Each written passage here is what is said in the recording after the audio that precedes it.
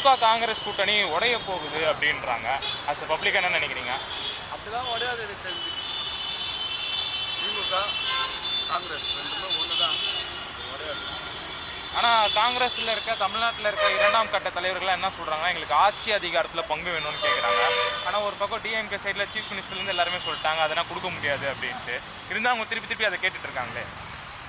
கேட்குறாங்க தான், ஆனால் நம்மளால கொடுக்க முடியாது. அதுதான் ஏன் கொடுக்க முடியாது?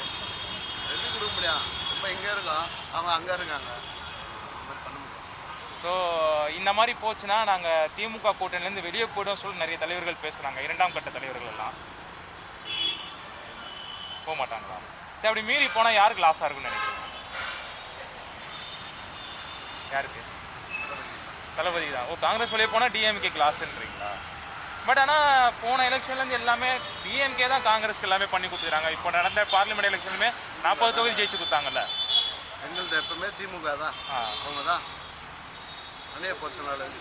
ஓகே, அதுதான். மற்றபடி காங்கிரஸ்லாம் இங்கெல்லாம் வராது.